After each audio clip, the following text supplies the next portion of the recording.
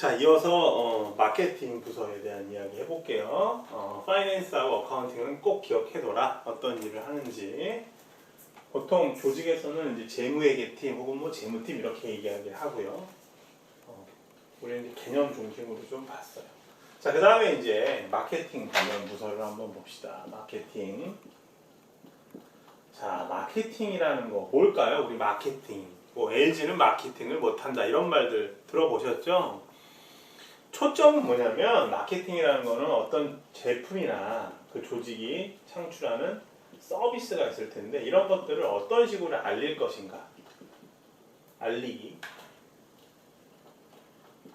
근데 그냥 알리면 안 돼요. 효과적으로 알리는 게 중요하다.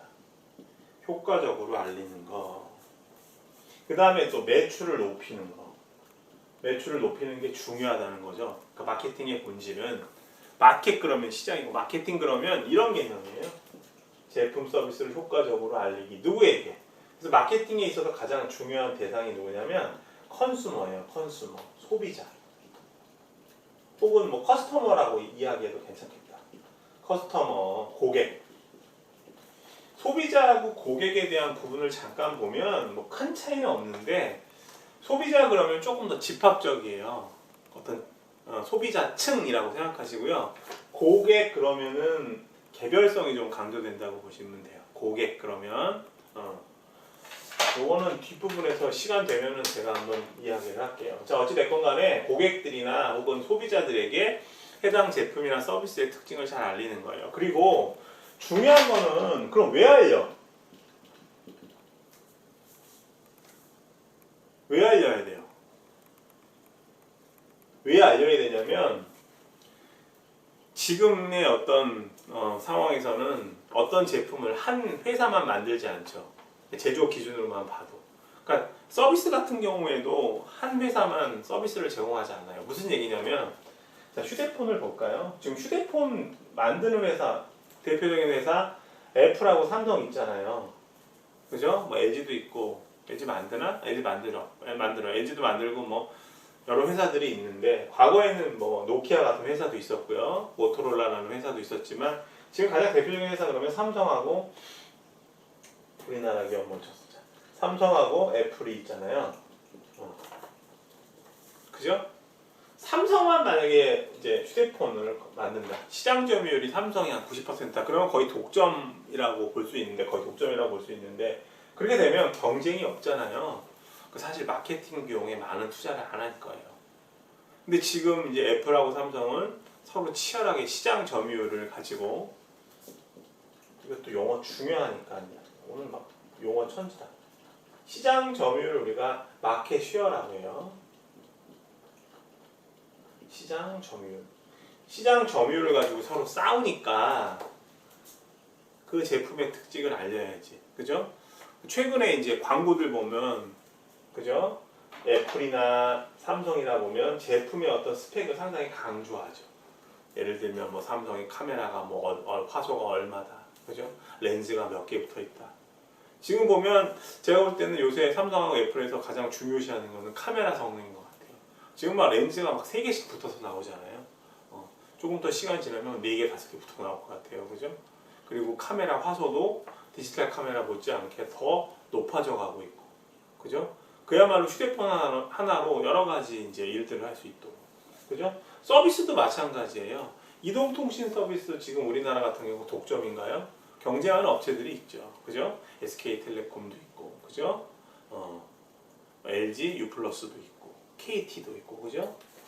그러다 보니까 경쟁을 한다. 그죠? 기업들이 제품이나 서비스를 가지고 경쟁을 한다. 그죠? 그리고 경쟁을 하는 건 왜 경쟁을 하냐면요.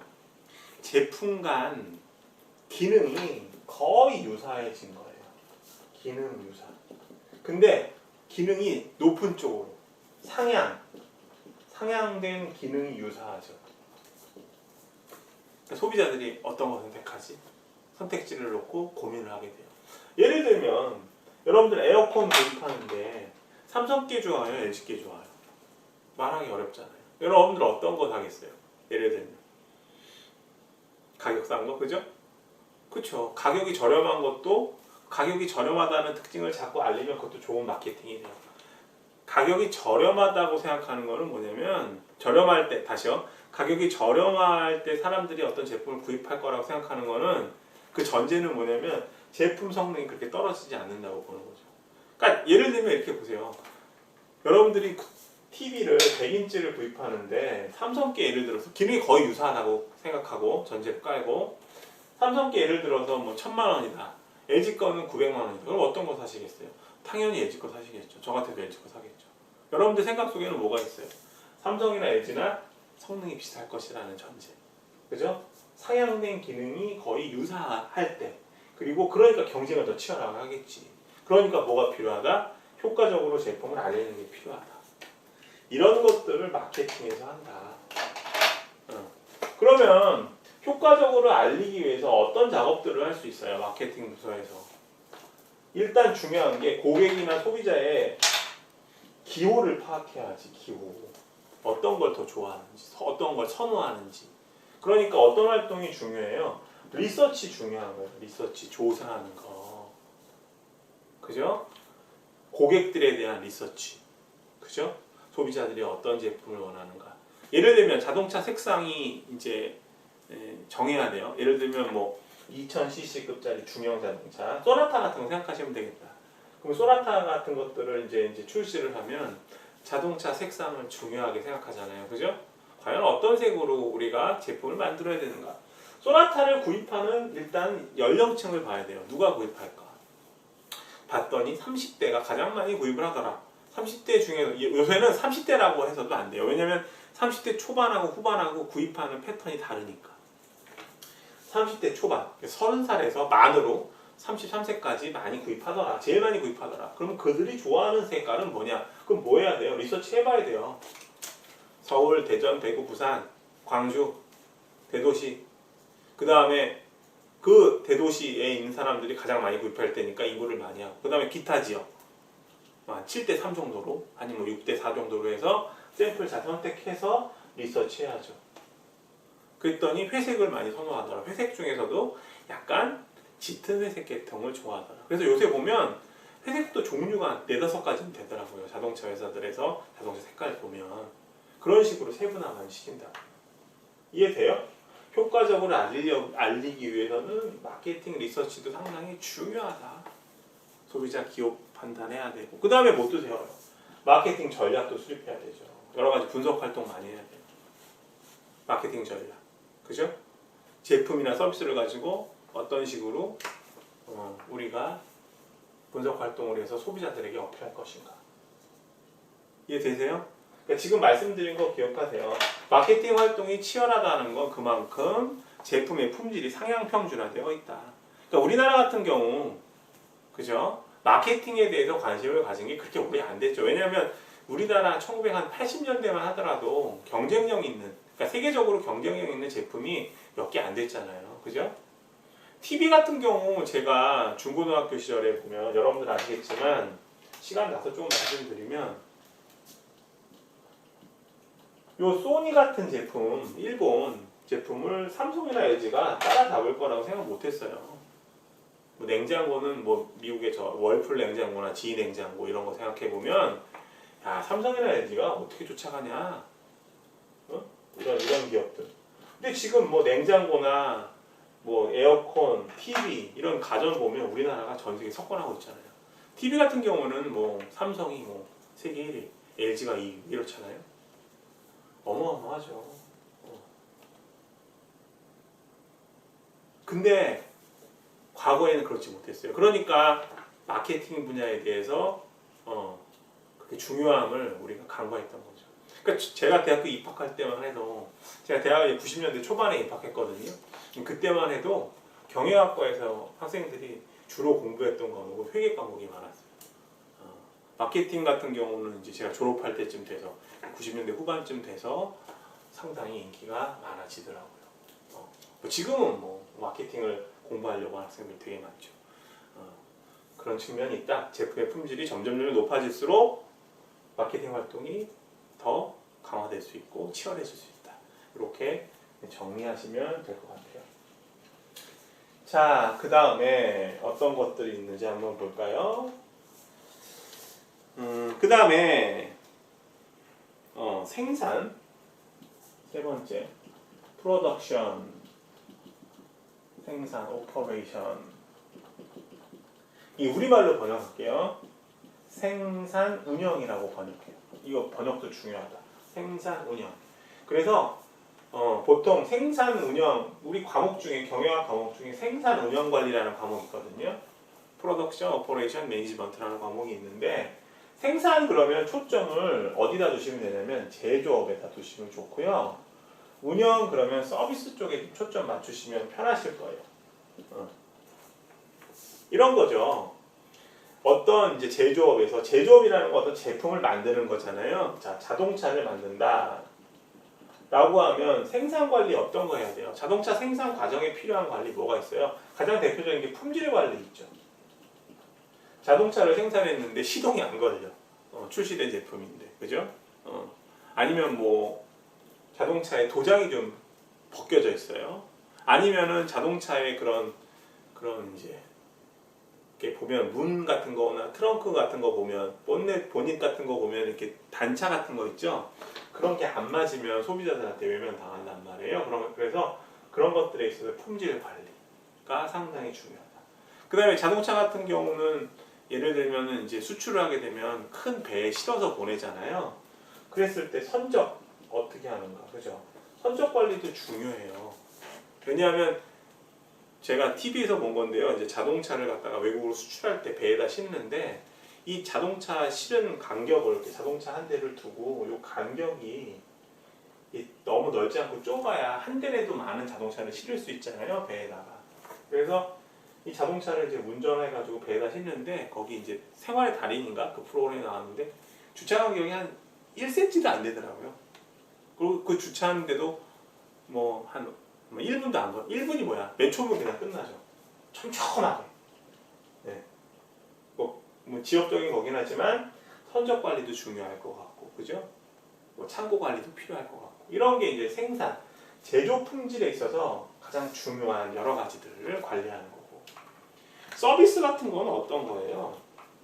자동차 얘기 나왔으니까 계속 봅시다. 자, 우리나라 같은 경우 이제 수입차 회사들이 있죠. 수입차. 예를 들면 뭐 벤츠 코리아라든가, 그죠?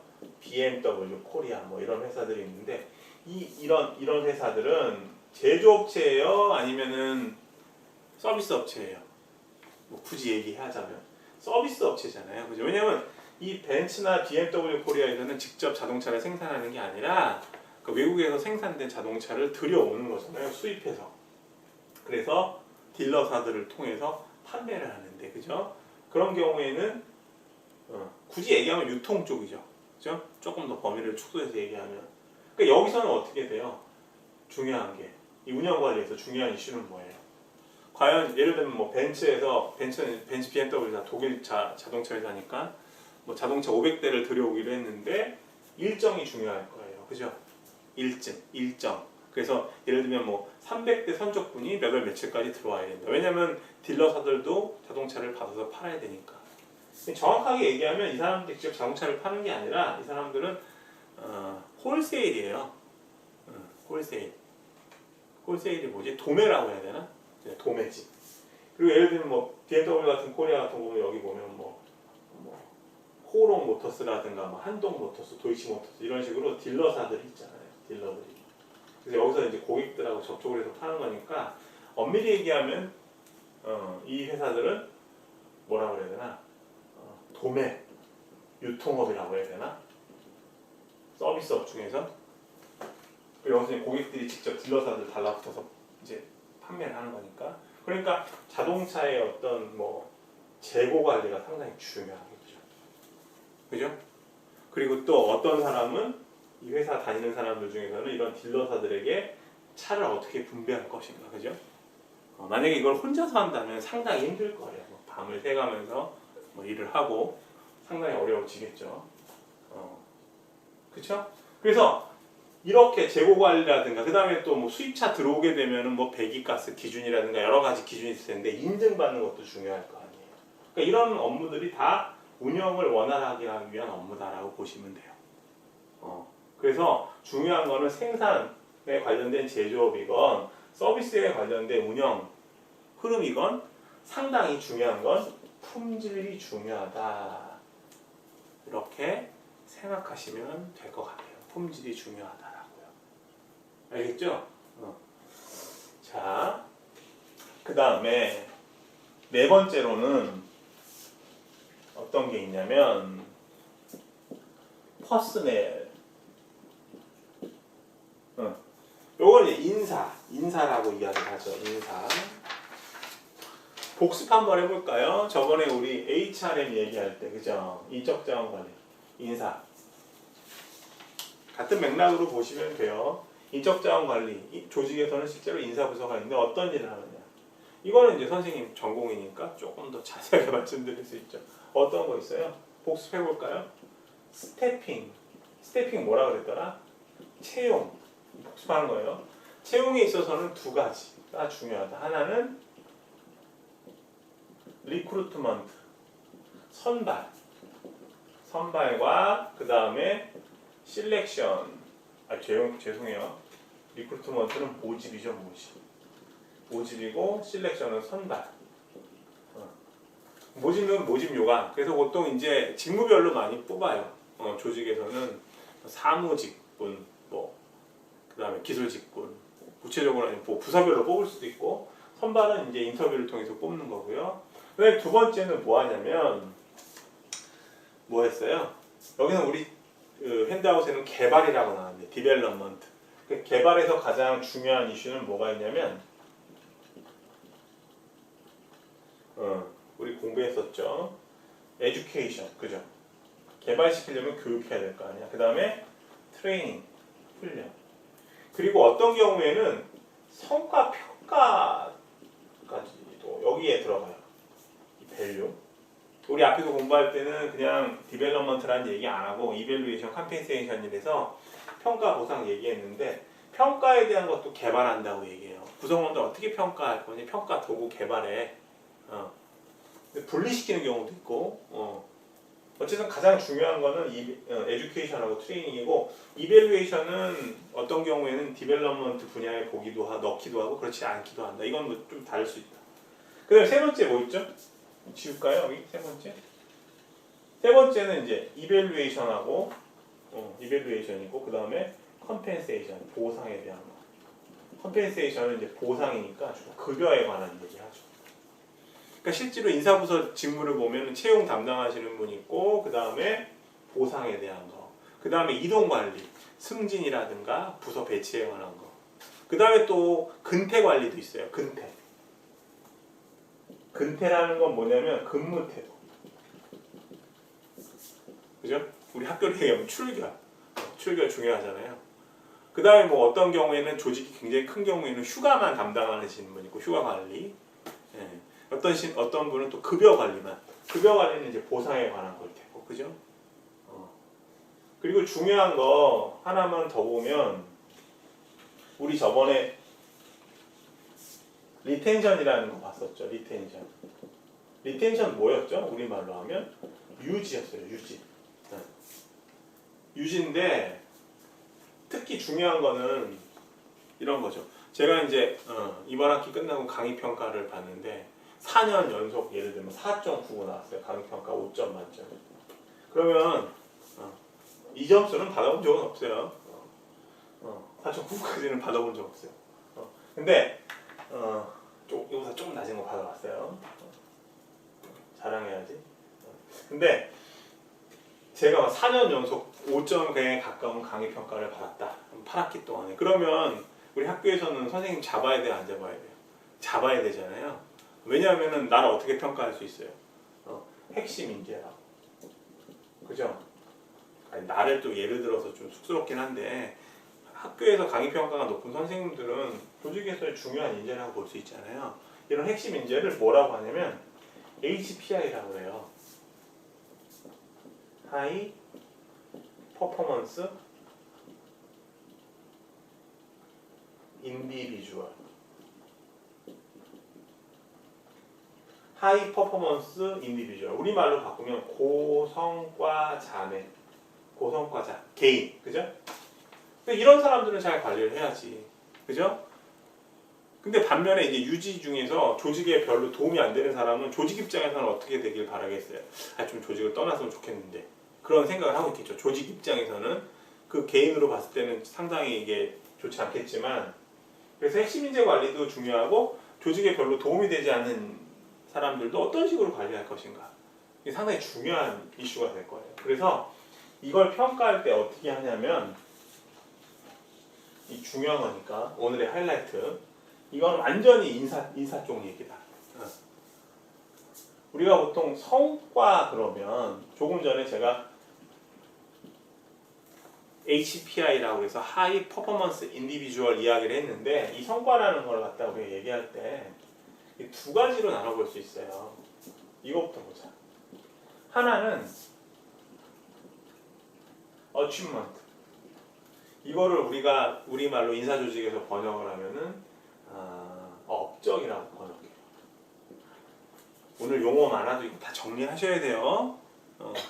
그때그때 나올 때마다 한 15개, 20개 나온 것 같은데. 그 다음에 또 하나는 competency라는 거 있어요.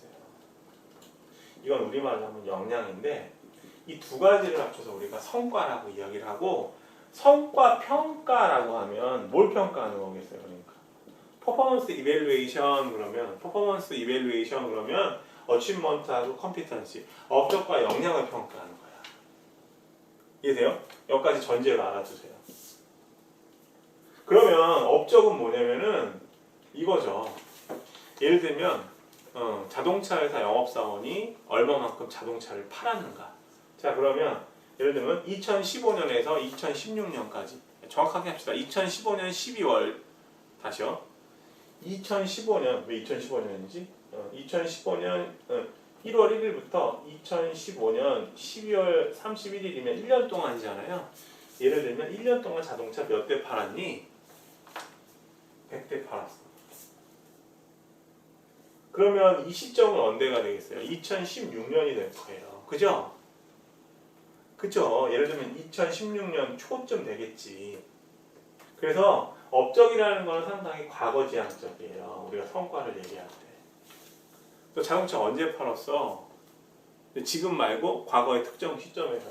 근데 역량이라는 거는 뭐냐면 미래 시점이야. 그 사람이 가지고 있는 흔히 말하는 포텐 터졌다라는 말 하잖아요. 잠재력이에요. 그러니까 지금 현재는 자동차 영업사원일 경우에 자동차 몇 대 못 팔았는데, 그 사람이 대인관계가 상당히 원만하고 성격도 활발하고 도량도 넓어요. 그 다음에 외모도 상당히 호감을 주는 얼굴이에요. 그리고 영업사원 같은 경우 항상 이제 정장 착용하는데, 남성의 경우 이른바 수트발이 상당히 있어요. 수트가 잘 맞아요. 그렇게 되면 이 사람의 역량이 있다라고 보고, 지금 당장보다는 앞으로 시간을 두면서 영업사원으로서의 성과가 올라갈 가능성이 크죠. 그래서 미래적인 어떤 가치가 있다라고 이야기를 해요. 이 두 가지를 이제 우리가 성과 이밸루에이션을 할 때 사용하는데, 여러분들이 생각할 때는 어떤 게 더 쉽겠어요? 평가하기가. 이게 쉬울까요? 이게 쉬울까요? 이게 쉽고 이건 어렵죠. 이건 보이잖아요.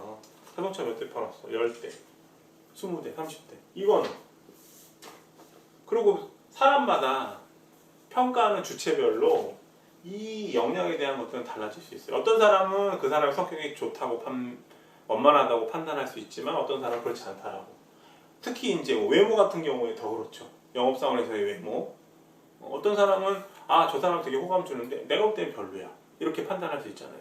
상당히 주관적이다. 그래서 판단하기가 쉽지가 않다. 그래서 어떤 경우에는 범위를 좀 줄여서 성과 그러면 업적이랑 같은 맥락으로 보기도 해요. 그러니까 현대 HRM에서 성과다 그러면 두 가지를 이야기를 하는데, 어떤 경우에는 역량 평가가 너무나 어려우니까, 그 이유는 주관성이 너무 강하게 개입될 수 있으니까 역량 평가는 그야말로 객관성이 좀 결여된다. 그래서 객관성이 확보되는 업적만 보자. 그래서 업적평가, 성과평가. 옛날에는 업적평가라는 말을 다 많이 썼어요. 근데 지금은 역량이라는 개념이 이제 사실 이게 더 중요하다고 보거든요. 저도 측정하기가 어려서 그렇지.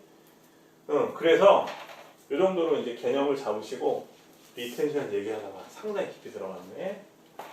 그림을 이렇게 그리죠. 이렇게 매트릭스를 9개를 그리는 거예요.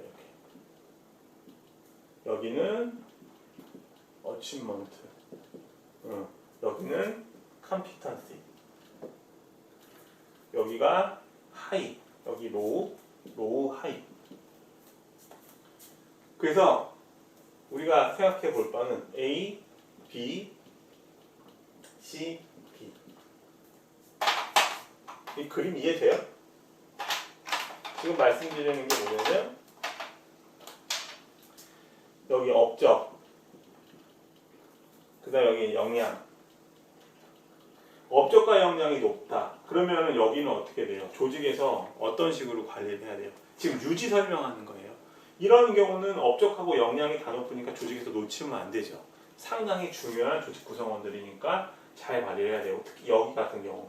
그러니까 제가 HPI 말씀드렸는데 보통 업적과 역량 상위 1% 직원들을 우리가 HPI라고 해요.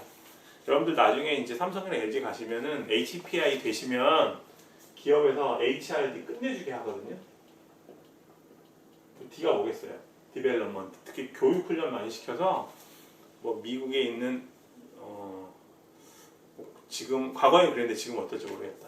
그 아이비리그에 있는 MBA 과정 있죠. 석사 과정 유학 보내주기도 해요. 그래서 학사 마치고 이제 취업하시는 분들은, 그리고 대학교 가시는 분들은 열심히 공부하셔가지고 HPI에 뽑히도록 하세요. 이분들이 나중에 이제 그 조직에서 소위 말하는 최고 경영층으로 가거든요. 상무 이상으로 많이들. 자, C 같은 경우에는 업적하고 역량이 낮으니까 조직 입장에서 상당히 곤혹스러울 수 있어요. 조직 입장에서는. 왜냐하면은 자기가 주어진 일도 잘 업적이 낮고, 그 다음에 잠재력도 없고. 그래서 이런 경우는 우리가 레이오프라고 해서, 레이오프를 우리가 정리해고라고 하거든요. 정리해고를 조직 입장에서는 해야 되는데, 우리나라 같은 경우는 이제 노동조합의 어떤 그런 파워가 있으니까 쉽사리 못하죠. 그래서 조직은 또 뭐 명예퇴직이다, 뭐 무슨 퇴직이다 해가지고 뭐 여러 가지 이슈를 붙여서 회사에서 내보내려고 하죠. 조직 입장에서 말씀드리는 거고. 그 다음에 A 같은 경우에는 어떤 경우예요?